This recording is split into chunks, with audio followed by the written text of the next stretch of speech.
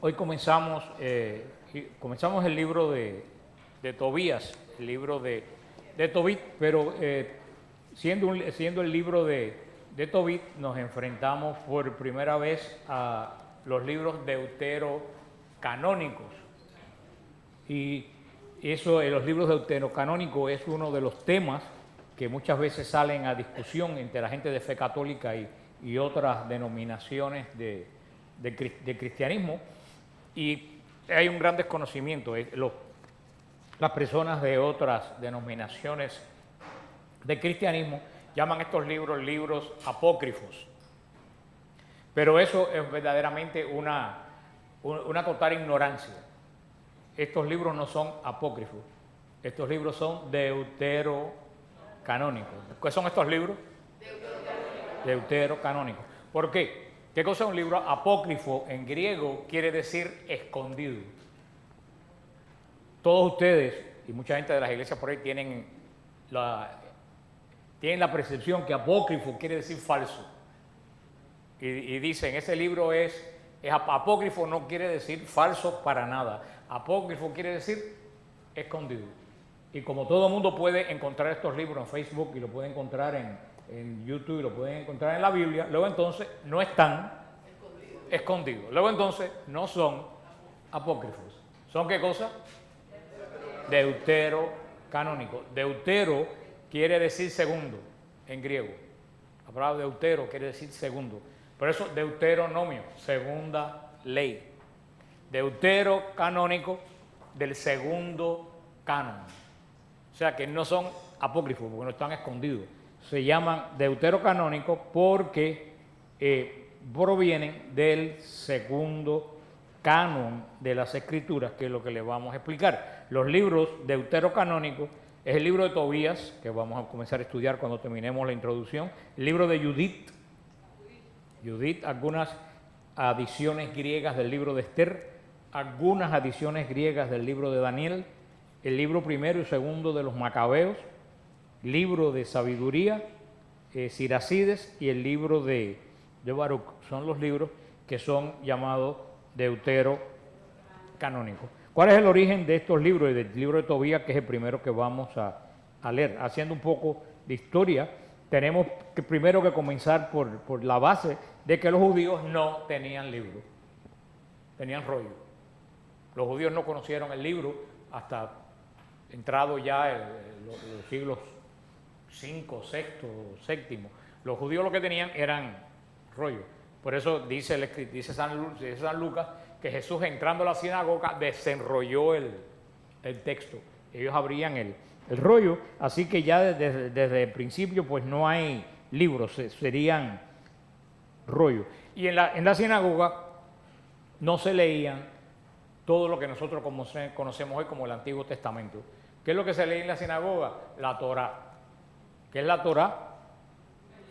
Los 5 primeros libros, también conocido por nosotros como Pentateuco, en griego Penta 5, los 5 libros. O sea que los judíos en la sinagoga hasta el día de hoy lo que leen es como los ciclos que tiene la iglesia, el ciclo A, B y C, que se lee. El ciclo A tiene un evangelio, por ejemplo, no me acuerdo, el de San Lucas, el ciclo B tiene el de San Mateo, el ciclo 3 tiene el de San Marcos, y durante todo el año se lee un evangelio de principio al fin. Los judíos lo que hacen es, de ahí viene la costumbre de nosotros leer los evangelios, sí, los judíos en un periodo de un año leían toda la Torá, los 5 primeros libros, los libros de los salmos, los libros de los profetas, eso ellos no lo leían todos los sábados, eso lo leían en algunas fiestas, en algún momento lo leían, pero en la sinagoga el sábado, ¿qué es lo que leían? La Torá, en el proceso de un año. Tampoco los judíos tenían un canon de libros, decir, como nosotros conocemos el Antiguo Testamento. Los judíos no llegaron a tener lo que nosotros entendemos como un Antiguo Testamento hasta el siglo I de nuestra era. En la época de Jesús y anteriormente no existía un libro que se llamara el equivalente de lo que nosotros conocemos como el Antiguo Testamento. Se conocía la Torá, se conocían los profetas, los Nefilín, se conocían diferentes grupos de libros, pero no estaban no estaban de ninguna forma agrupados. Dentro del judaísmo existía una tremenda disputa sobre cuál era el canon correcto, cuáles eran los libros correctos. Si ustedes se recuerdan, los saduceos, ¿se recuerdan los saduceos? Se nomina mucho en el Nuevo Testamento. Los saduceos sostenían que solamente el Pentateuco era parte del canon de las Escrituras. Más ningún libro, decían ellos, que era parte de la Escritura. Mientras que otros grupos consideraban parte de la Escritura los profetas y los hagiógrafos, los libros históricos que hemos estudiado nosotros hasta ahora. El primer intento o sea que no había ni siquiera antes de Cristo un libro conciso que se llamara Antiguo Testamento. El primer intento que se hizo de reunir todos los libros fue en el siglo II antes de Cristo. ¿Y dónde se trató de hacer esto? ¿En Jerusalén? No, había muchas disputas. En Alejandría, en lo que era lo que es Egipto, pero Alejandría en ese momento era parte del mundo griego. Pero Alejandría tenía la comunidad más grande de judíos fuera de Israel, cerca de 1 millón de judíos. Vivían en Alejandría y tenían la suerte que era una cultura, judíos de cultura griega, eran personas bien. La Wikipedia dice esto: el nombre de 70, porque esta traducción se llamó la traducción de los 70, dice, el nombre de 70 se debe a que la tradición judía transmitida en la epístola de Aristeas atribuye su traducción a 72 sabios judíos, 6 de cada tribu, en 72 días. Por eso se llama el libro 70. La tradición judía dice que eran 72 sabios en 72 días. No sé cómo le quitaron 2, pero terminó en la traducción de los 70. Dice, esta tradición toma su origen en la gematría, una técnica exegética que da valores interpretativos a los nombres, donde el 7 es el número de la perfección. Por eso a lo mejor lo dejaron en 70. Sigue diciendo Wikipedia. Se denomina también alejandrina por haber sido hecha en Alejandría y ser usada por los judíos de lengua griega en lugar del texto hebreo. O sea que se llama el libro de la traducción de los 70 o la traducción alejandrina. Es la principal versión griega, dice Wikipedia, por su antigüedad y autoridad. Su redacción se inició en el siglo III a.C., año 250 a.C., y se concluyó al final del siglo II, año 150 a.C. Esta versión fue la versión más popular de todo el mundo judío. ¿Por qué? Porque era la primera recopilación de las Escrituras que se hacía en todo el mundo. Anteriormente a esto, nunca había habido una recopilación de libros santos. ¿Estaban en qué? En rollos, muchos rollos, y por algo que hace esta recopilación muy popular es que te quita en griego. Y el griego era como el inglés hoy en día. El griego era el idioma que todas las personas cultas. Hebreo lo leía poca gente. Inclusive en Israel casi no leían hebreo. ¿Cuál es la lengua de Israel?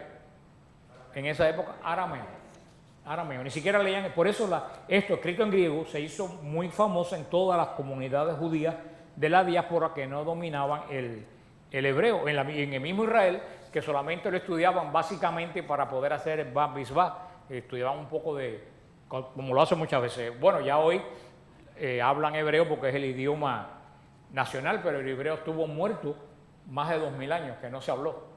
El hebreo por 2000 años fue como el latín en la iglesia, que lo hablaban solamente en el culto. Y aún los judíos que viven fuera de Israel, los muchachos para hacer el Bar Mitzvah se aprenden solamente un poco de básico de hebreo para poder leer, pero no usan el lenguaje. Por eso esta versión se hizo tremendamente popular en el mundo griego. Y fíjate que esto es importante, ojo, más de 300 citas de las epístolas de San Pablo están tomadas de la versión de Alejandría.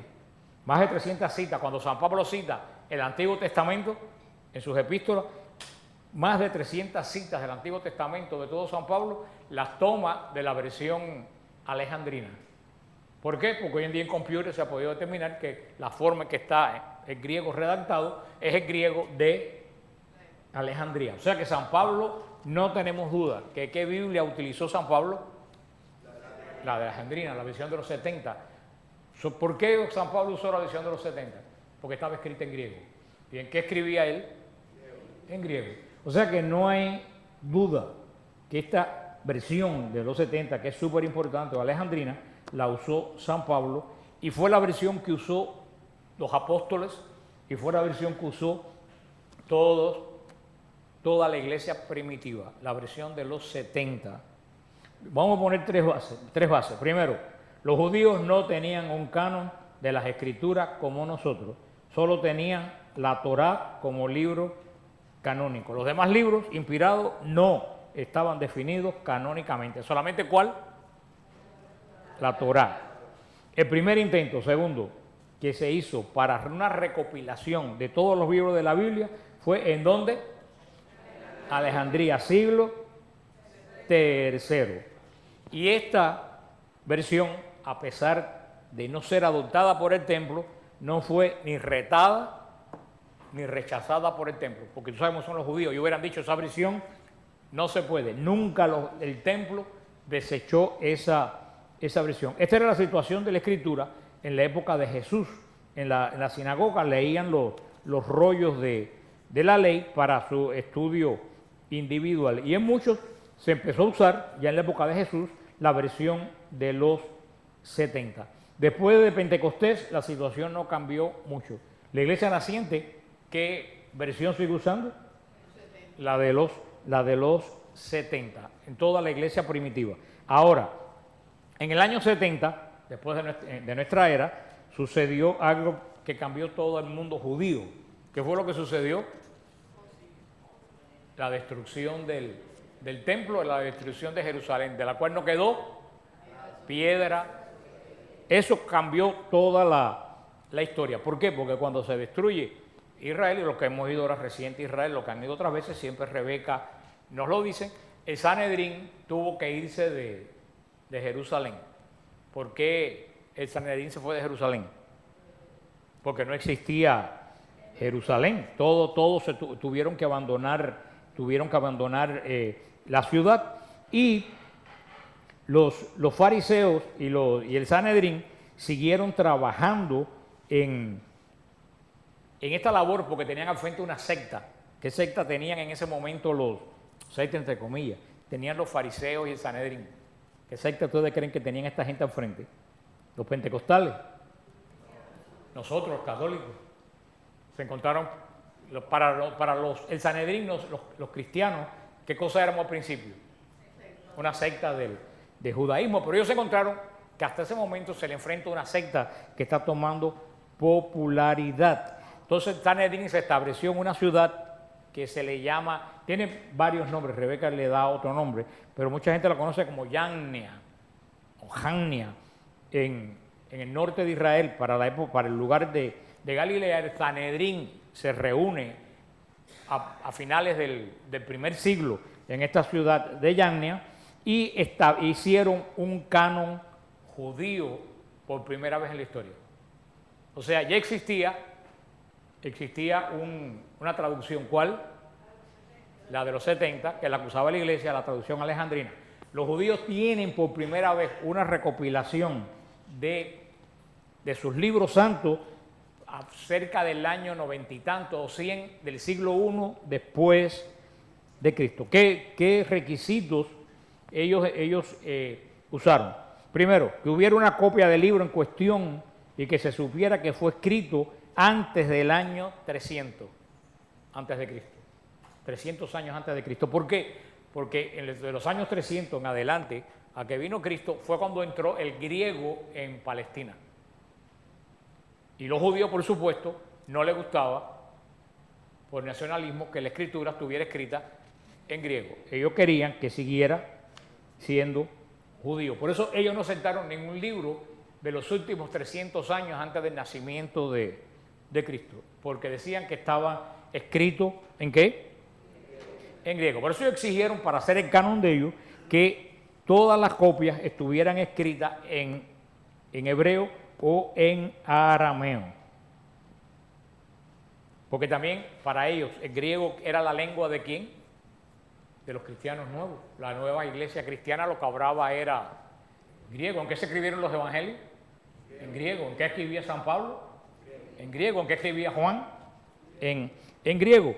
También que tuviera un mensaje considerado como inspirado para el pueblo judío. Eso fue lo que el Sanedrín en Yarnía se puso de parámetro para escoger el libro de ellos.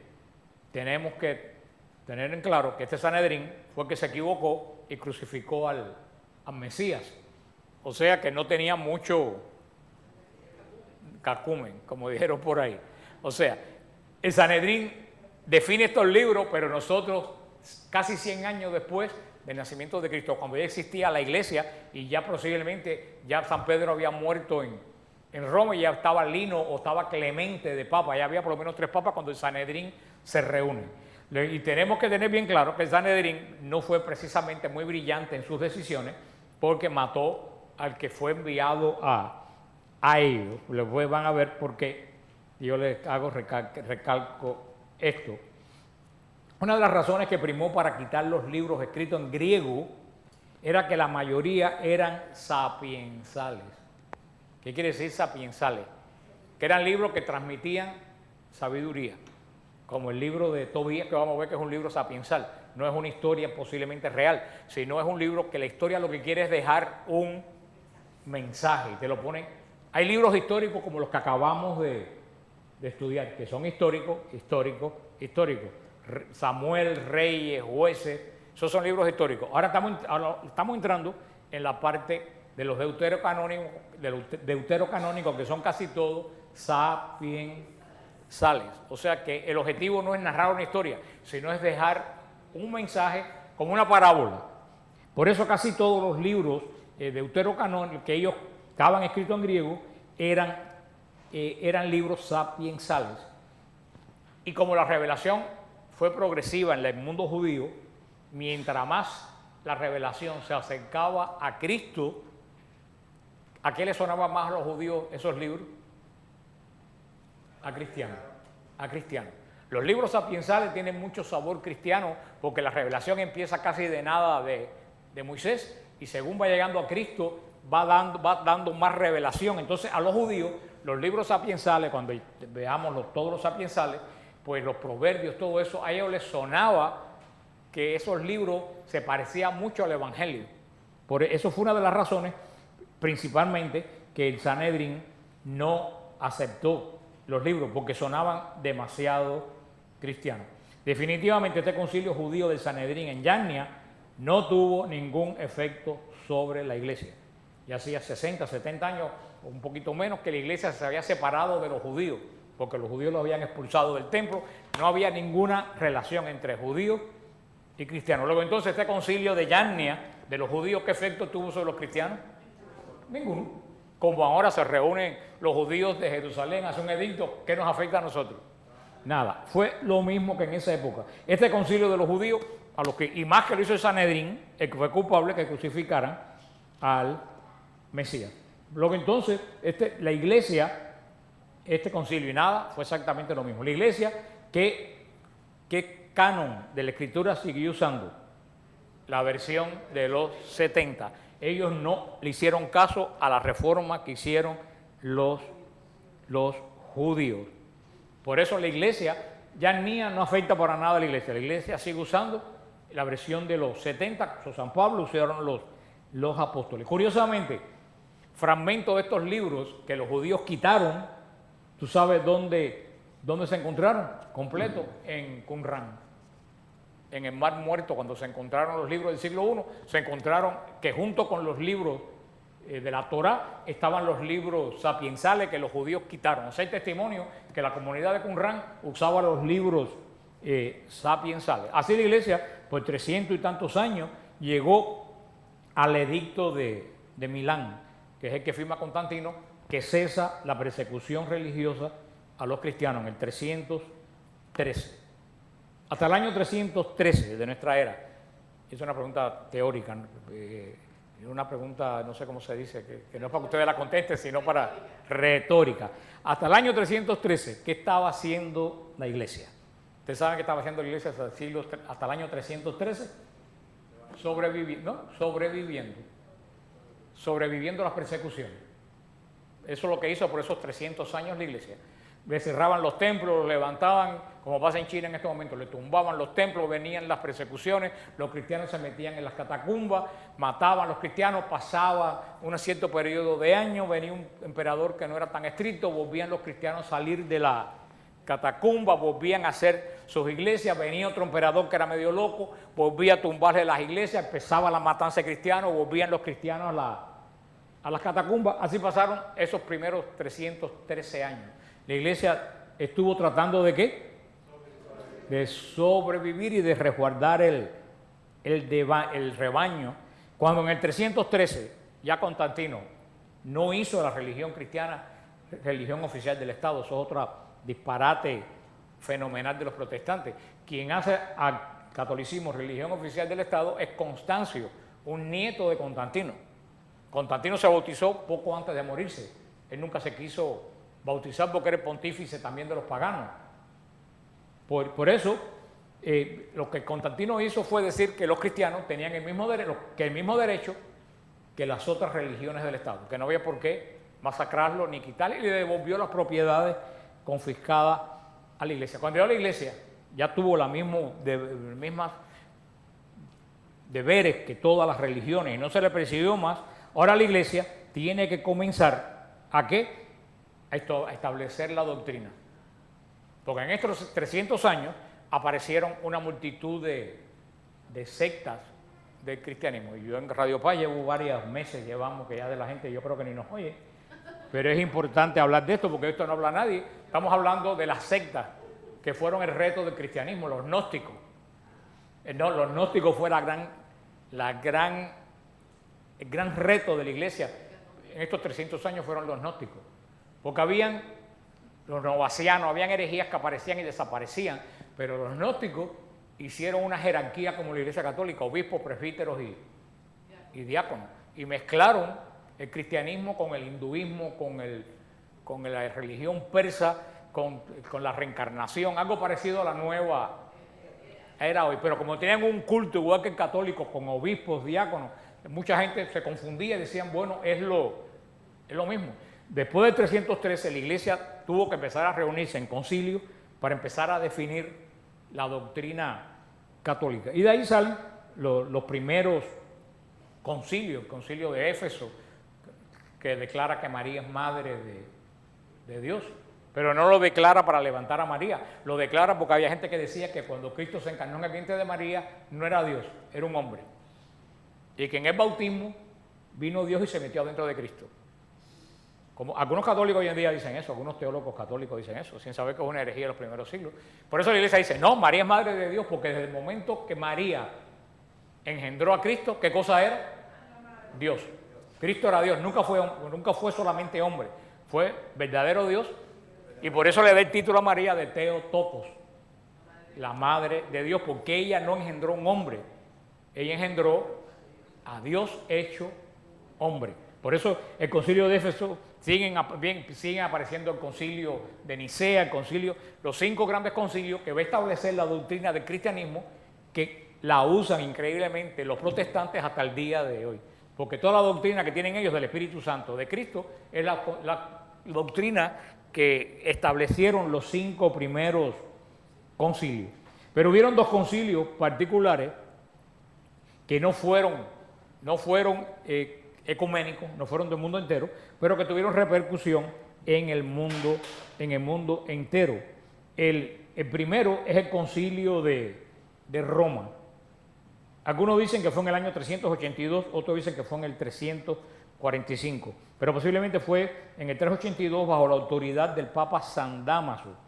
Y ese concilio de Roma es el primero que da la relación de los libros canónicos. Es la primera vez que la Iglesia Católica hace una relación de los libros que son inspirados por Dios. Es el primer intento ¿qué Antiguo Testamento usa el Papa San Dámaso? La versión de los 70, con los libros escritos ¿en qué? En griego. Y entonces define los 27 libros del Nuevo Testamento.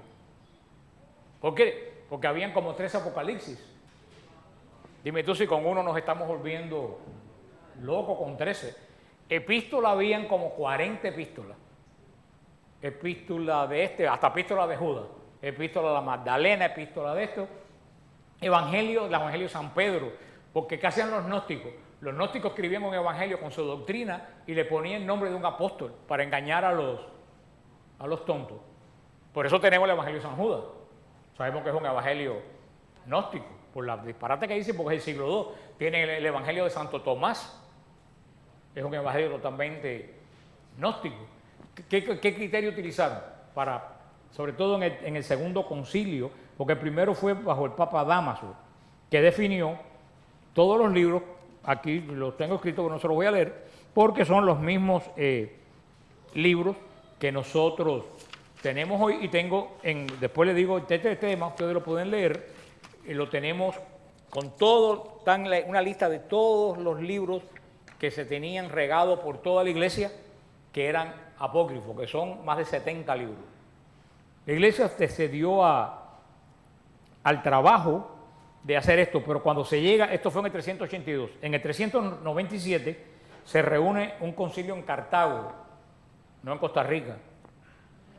¿Dónde estaba Cartago? Cartago pertenece a lo que es Libia hoy, porque todo el norte de África era griego y todo el norte de África era católico hasta la invasión musulmana en el siglo IX, que mató toda la comunidad cristiana del norte de África, menos unos cuantos que dejó en Egipto, que son los coptos hoy. Todo el norte de África y lo que es el Medio Oriente hoy era la parte católica de la iglesia, cuando Europa prácticamente no existía. Y de eso los musulmanes acabaron a sangre y fuego millones de católicos en esa área, tan temprano como en el siglo IX.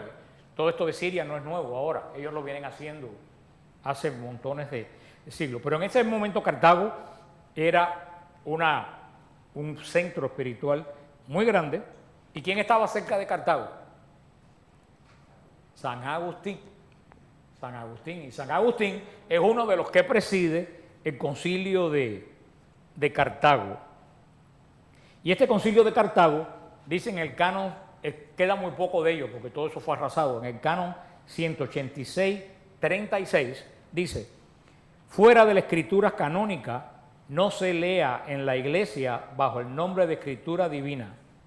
Ahora bien, las escrituras canónicas son Génesis, Éxodo, Levítico, Número, Deuteronomio, Josué, Jueces, Ruth, 4 libros de Reyes, después se fundieron en 2, pero los griegos tienen los 2 libros separados en 4.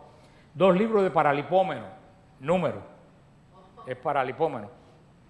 Estaba un poco tarde, no lo puedo hacer el cuento, la primera vez que hice una clase bíblica, que lo hice con la versión de los 70, y yo le dije a la gente que buscaran Paralipómeno y nadie lo encontraba en la Biblia.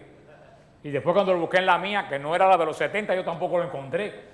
Y aquello se puso muy complicado. Job, los Salmos, los 5 libros de Salomón, 12 libros de los profetas, aquí te da la lista de los profetas, 2 libros de los Macabeos, del Nuevo Testamento, 4 libros evangélicos, de Evangelio. Bueno, te da la lista el concilio de Cartago con San Agustín, lo que hoy nosotros tenemos en nuestra Biblia.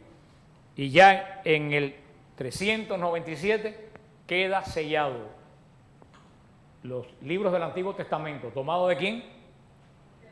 De la versión de los 70, y 27 libros del Nuevo Testamento, tal como lo conocemos hoy. ¿Qué regla se basó con San Agustín en el Concilio de Cartago? Primero, los libros tenían que probarse que era de la época apostólica. Segundo, tenían que probarse que se usaba en la liturgia desde el siglo I.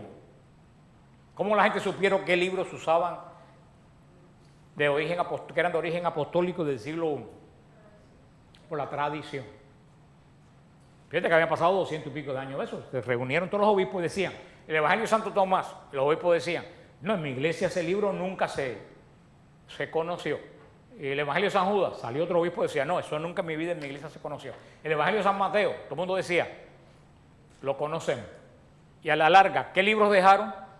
Los que tenían origen apostólico, que probado, los que se usaban en la liturgia, porque los libros de los agnósticos no se iban a usar en la liturgia católica. Y tercero, que no contuviera herejía.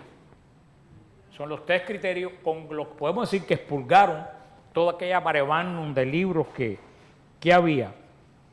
Entonces tenemos que la Iglesia en el 397 definió, aunque no era un concilio ecuménico, la versión de los 70 con los libros deuterocanónicos y 27 libros del Nuevo Testamento.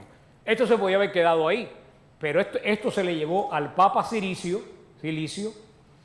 y la aprobó. A la vez que el Papa la aprueba, ya este concilio, que era privado, pasa esta aprobación a ser de toda la Iglesia. Y San Jerónimo en ese momento se pone a traducir. A partir de aquí ya San Jerónimo tiene un libro con qué trabajar. Y a partir de aquí él se pone a traducir lo que nosotros conocemos como la Vulgata Latina, que no es más la traducción de los libros alejandrinos y los 27 libros del Nuevo Testamento.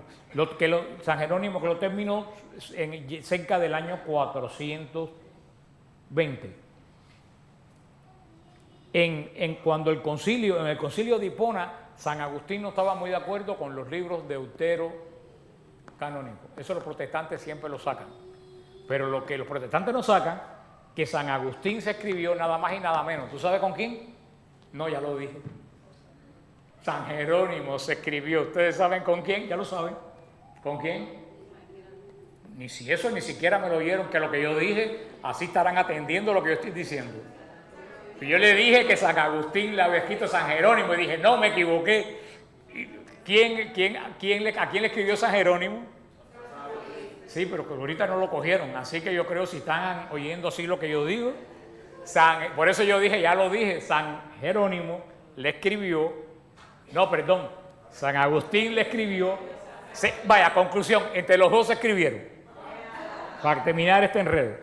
Como San Jerónimo no aceptaba los deuterocanónicos, ellos se cartearon y San Jerónimo terminó aceptando los libros deuterocanónicos por la autoridad de Imagínate. San Jerónimo es el que no estaba muy seguro de los libros deuterocanónicos, pero San Agustín sí los apoyaba en el concilio, por eso que los dos se escribieron y San Jerónimo terminó aceptando la autoridad de San Agustín. Imagínate esos dos grandes, San Jerónimo escribiéndose con San Agustín, imagínate eso. Y San Jerónimo aceptó el término y aceptó, porque los protestantes usan mucho en la primera parte, que San Jerónimo no lo aceptaba, pero no dicen cómo terminó la historia. Y ya la Iglesia en el siglo IV ya termina este asunto de la Biblia, y la Biblia queda tal como nosotros la conocemos hoy, por la autoridad del Papa Cilicio. Queda la Biblia ya, la traduce San Jerónimo con deuterocanónicos y todo, la Biblia queda así por muchísimos años, hasta el siglo XVI, que aparece ¿quién? San Lutero. Este San entre comillas, para que después no digan que yo digo que Lutero es... Porque en la peregrinación sucedió, siempre hay anécdotas la Rebeca, la que nuestra guía estaba explicando, que el templo de Jerusalén, lo que es el espacio del templo, nunca se habló de Jerusalén ni en el Corán. Nunca Jerusalén no aparece en el Corán.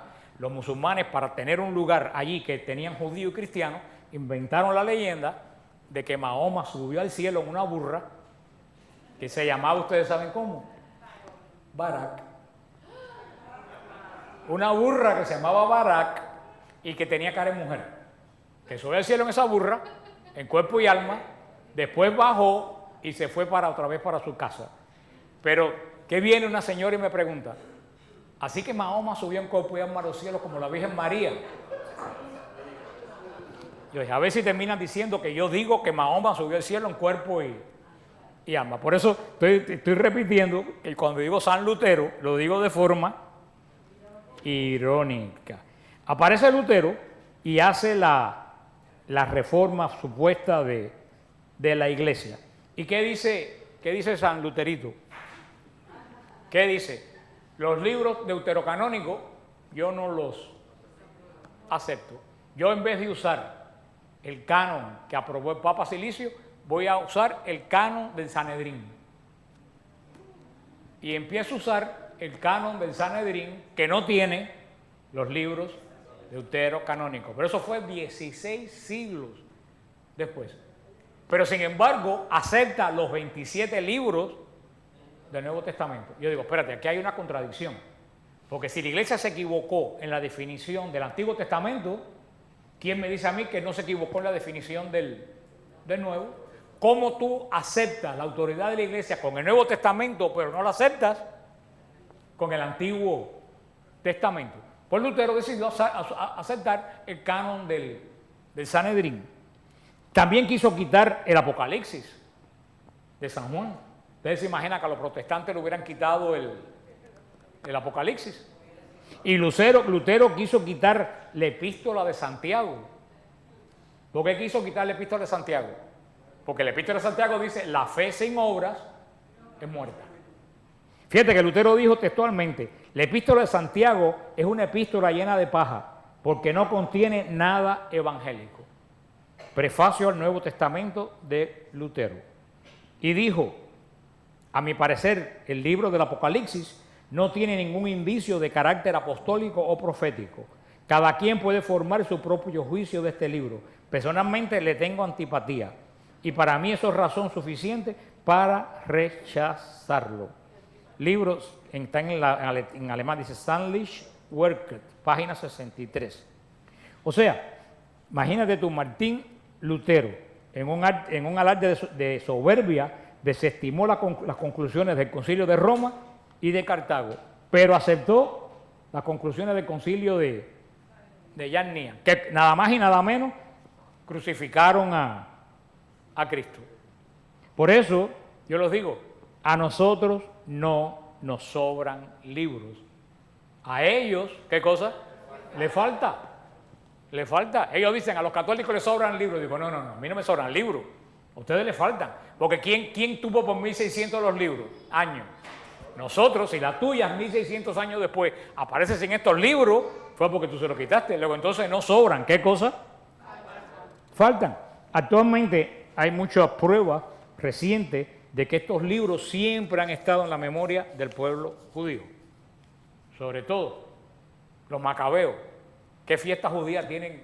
¿Qué fiesta tienen los judíos tomada de Macabeo? Hanukkah. Hanukkah no aparece en ningún libro. En el único libro que aparece Hanukkah es Macabeo. La fiesta de la reina Esther, el Purim, sale de los libros apócrifos de la reina Esther y Israel lo celebra. Los manuscritos más antiguos del Antiguo Testamento que tenemos, uno de ellos es el Codex Vaticanus, es un código que está en el Vaticano, que son uno de los textos más antiguos que existen, porque acuérdense, estos textos fueron escritos en papiro, eso se desintegra. Y para que no se asombren, ustedes saben, la copia más cerca de la Ilíada y la Odisea que existe, ¿qué tiempo tiene? 900 años después que se escribió la Ilíada y la Odisea. ¿Ustedes han oído que alguien deseche la Ilíada y la Odisea porque no hay un texto original? No. ¿Por qué? Porque la fueron escribiendo y escribiendo y escribiendo lo mismo. O sea que para que nadie se asombre que no haya, porque dicen, no hay originales. Digo, ¿cómo va a haber originales? Un papel escrito en... Pero sí hay códigos que fueron copias, y siempre los copistas, tanto judíos como cristianos, han sido muy cuidadosos con lo que escriben. Tan es así que hasta los monjes, cuando los libros se escribían, si se equivocaban en una palabra, borraban el capítulo completo y volvían a empezar. O sea, y ahora se ha descubierto con los libros del Mar Muerto que entre los que tenemos nosotros, los que aparecieron en Qumran, no hay ni una coma de diferencia. Por lo tanto, todos los 850 documentos que se han encontrado en Qumran, 223 son copias de distintos libros del Antiguo Testamento y están casi todos los libros, incluyendo Tobías, Sabiduría, Eclesiástico. Y como le dije, los judíos, a pesar que no aceptan religiosamente los libros deuterocanónicos, sí los celebran, históricamente aceptan que son verdad, por eso celebran la fiesta de Esther y la fiesta del Hanukkah. En el mismo comienzo de la Reforma, la versión de nosotros bíblica no estaba bajo ataque. Por eso Martín Lutero, en su comentario sobre San Juan, dice, antes de la Reforma, estamos obligados a admitir al principio de la Reforma que los papistas, que ellos tienen la palabra de Dios, que la hemos recibido de ellos y que sin ellos no tendríamos ningún conocimiento de esta. En el 1615 el arzobispo anglicano de Canterbury proclamó una ley que llevaba un castigo de 1 año de cárcel para cualquier persona que publicara la Biblia sin los 7 libros deuterocanónicos, ya que la versión original de King James, que es la versión protestante, tenía los libros deuterocanónicos. Ustedes conocen la Biblia Reina Valera, ¿no? Que es la versión español de protestante. La versión original la escribe Reina, un sacerdote español que se hizo protestante que se llamaba Casiodoro de la Reina. Él tradujo la Biblia al español. Ya el rey Alfonso la había traducido anteriormente, habían varias Biblias, no es la primera. Pero ¿cómo tradució Casiodoro de la Reina la Biblia? Con los libros deuterocanónicos y con notas al pie de la Biblia como la Biblia católica. Cuando aparece Cipriano de Varela, fíjate que la Biblia, ¿cómo se llama?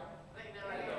Pero originalmente no era Reina Valera, era de Casiodoro de la Reina. Él escribió la Biblia completa con los deuterocanónicos. Cuando se muere Casiodoro de la Reina, aparece Cipriano de Valera, ¿y qué hace? Alegremente quita todos los libros deuterocanónicos y los comentarios porque dice que eran muy católicos. Y así se quedó hasta hoy. Pero originalmente Casiodoro de la Reina lo tradujo con los libros deuterocanónicos. Por eso, cerrando esta introducción, sí tenemos que tener muy claro que a nosotros no nos sobran libros, que a ellos les faltan. Porque los libros que tenemos fueron aceptados por los apóstoles y utilizados en sus evangelios y epístolas. Fueron aceptados por la iglesia que nació de Pentecostés en el primer siglo, por toda la iglesia primitiva. Fueron proclamados canónicos al mismo tiempo todos y con la misma autoridad los 27 libros del Nuevo y el Antiguo.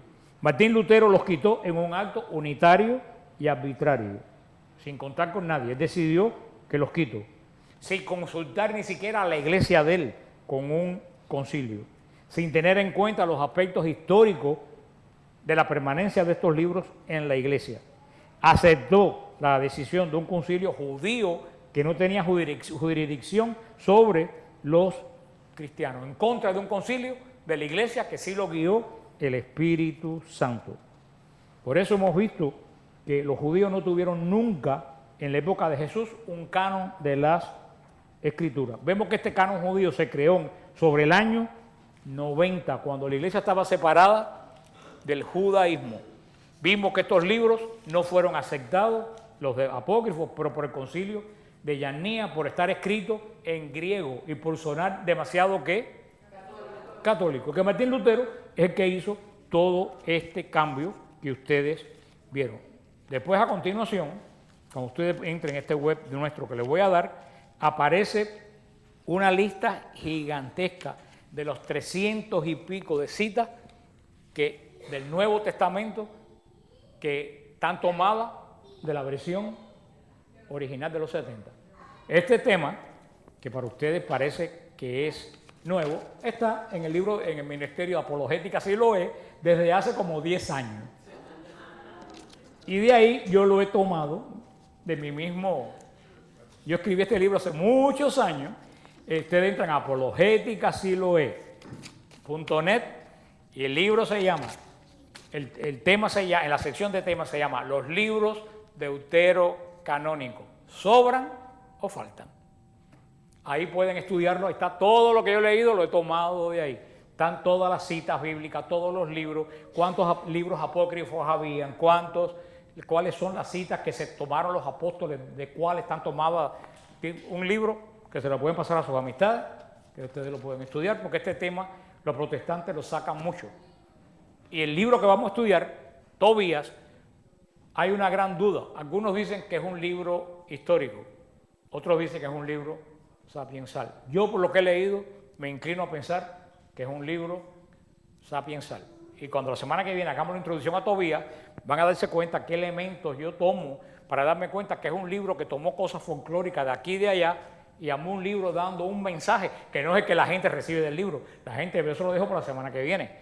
La gente toma del libro un mensaje equivocado. La gente piensa que el libro habla del matrimonio, por el matrimonio de Tobí con Sara.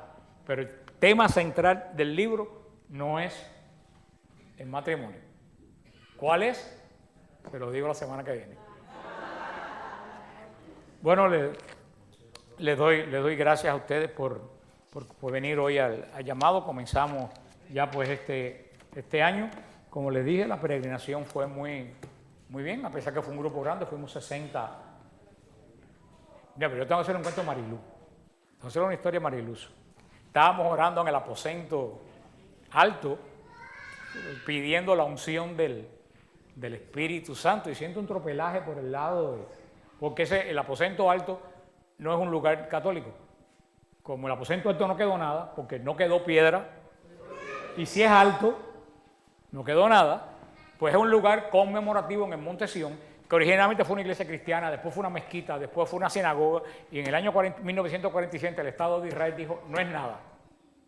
Todo el que quiera puede venir aquí y puede orar. Al único que se ha dado el privilegio de cerrar para dar misa ahí fue a Juan Pablo II cuando fue, que dio misa. Y el resto del tiempo toda la gente puede ir. Claro, los musulmanes no van, ni los judíos tampoco, pero como no es una iglesia, todos los grupos están orando, todos los grupos que van. Estaba el grupo de nosotros orando por la unción del Espíritu Santo y siento cataplum, plan por allá y veo una pila de gente mirando, digo, a ver qué pasó aquí. Cuando voy, me encuentro a dos alemanes que se van a cargar Marilú por los pies y por las manos, como un puerco, así, porque Marilú descansó en el Espíritu. ¿Qué pensaron ellos? Que le había dado una cosa.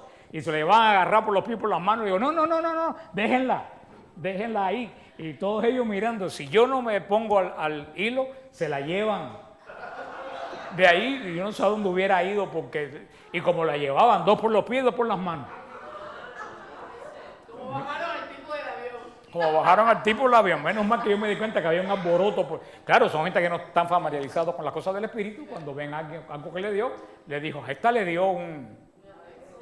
Y después estaban asombrados cuando yo le dije, Marilu, en el nombre de Jesús, levántate que estás dando un escándalo aquí. Y Marilu, y después estaban asombrados cuando vio que Marilu se levantó. Yo creo que esa gente se quedaron en shock por mucho tiempo de qué fue lo que pasó. Pero yo dije, no, déjenla, ya está bien, ella está bien. No sé qué. Yo creo que eran católicos. Me da la impresión que eran católicos alemanes, porque los protestantes están un poco más familiarizados con los pentecostales sobre a no ser que fueran alemanes de un lugar que no hubiera pentecostalismo, pero siempre en todas las peregrinaciones hay su historia. Pero muy buena peregrinación. Estuve en Turquía, espectacular. Istambul por la noche como las 1001 noches. Yo no he visto en mi vida nada semejante, más bello que eso. Tuve tiempo de ver todas las cosas, tuve tiempo de ir al patriarcado griego. De allí me encontré con la sorpresa que tienen allí los restos de San Juan Crisóstomo, de San Basilio y de cuál es el otro, Capadocio, no me acuerdo el nombre del otro, del hermano San Basilio. Los tres están las reliquias allí, que el Papa Juan Pablo se las devolvió. Una iglesia chiquitica, más chica que esto. Es la sede del patriarcado, no es nada grande, y a lo mejor quedamos que el año que viene, en el viaje no de este año, en el viaje del año que viene, del otoño, posiblemente hagamos Istambul con las iglesias del Apocalipsis, terminando en Tarso, donde nace San Pablo. Pero no este otoño. Fuimos a Jordania. Yo no fui a Petra. Yo dije que iba a Jordania con la condición de que está aquí.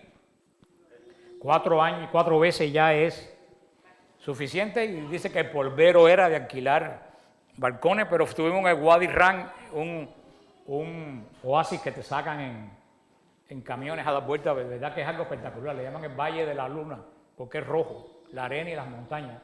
Espectacular esto ahí, pero y el que no fue, no creo que lo vuelva a ver porque yo no regreso a Jordania. Demasiado polvo. Israel, precioso, igual que siempre, tranquilo. ningún problema se oye hablar de ahí. Ustedes los que fueron, ¿vieron alguna noticia de bomba o de lo que sea? Nada. La procesión de las palmas duró casi 4 horas por la cantidad de gente que había. Había más gente que el año pasado habían 45,000. Detrás de mí venía el grupo, tuve la suerte que venía detrás de mí el grupo de hebreos católicos de Jerusalén, la comunidad de hebreos católicos. Son de verdad, esos no son como los judíos mesiánicos que son de Guantánamo y de Tenochtitlán y de otros lugares. Esos son judíos que se convirtieron al cristianismo y tienen la misa en hebreo, tienen un obispo de habla hebrea, y da la coincidencia que los jóvenes de esa comunidad venían atrás de nosotros cantando y bailando, y yo me uní danzando los 6 kilómetros. Yo me reuní al grupo de ellos, otros se unieron a un grupo de árabes que venían delante de nosotros por una procesión bien emocionante. Así que oramos por todas sus intenciones en todos los lugares, sobre todo en la tumba de Sor María de Jesús crucificado. Todas las intenciones de ustedes fueron puestas en esos lugares, y yo después me fui a Sevilla, una Semana Santa verdaderamente espectacular. Me quedé en el convento de Santa Rosalía, que tiene una hospedería muy bonita la Semana Santa. Más gente que nunca, mucha más gente que nunca. Muchas más mujeres con peineta y mantilla y guantes. Y una cantidad de jóvenes de 15, 16 años, todo el mundo con cuello y corbata. La iglesia que yo fui a misa el jueves, Viernes Santo, la iglesia de Santo Ángel, abarrotado los pasillos y el fondo. La comunión duró casi 40 minutos. Habían 5 curas repartiendo la comunión. Así que yo encontré muy bien. Vaya, que la iglesia en España no está como nos la quieren hacer pintar. Claro, no está como en la época de Franco, pero en ningún lugar del mundo la iglesia está igual que en la época ni aquí, ni en Puerto Rico, ni en Guatemala, ni en ningún lado. Pero lo que es la iglesia en España, yo no veo que está tan mal como nos la quieren hacer. Bueno, se llenan. Yo cuando estuve en Madrid el año pasado, yo fui a una misa un miércoles a las 12 del día, la iglesia de San Ginés, un miércoles a las 12 del día, y habían 2 sacerdotes dando la comunión porque una iglesia grandísima estaba repleta, un miércoles a las 12 del día. Así que todo eso que nos quieren hacer ver que en España la iglesia está muerta, la iglesia del Ángel que yo estaba repleta de jóvenes, de matrimonios jóvenes, así que repleto. Pero cuando yo he estado en Madrid también he visto las descalzas reales. Todas las iglesias que yo he ido en Madrid durante la semana, San Isidro, yo he ido a misa, todas las iglesias han estado llenas entre semanas. Yo fui a San Isidro una vez a misa el domingo a la 1 y había cantidad de gente de pie en una basílica enorme. Así que muchas veces es mucho bla, bla, bla.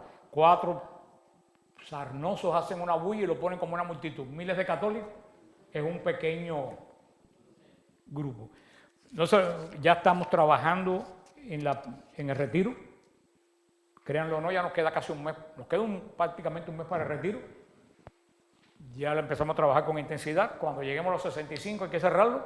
No digan que no están avisados. Mire, tiene los flyers y ya tenemos nuestra peregrinación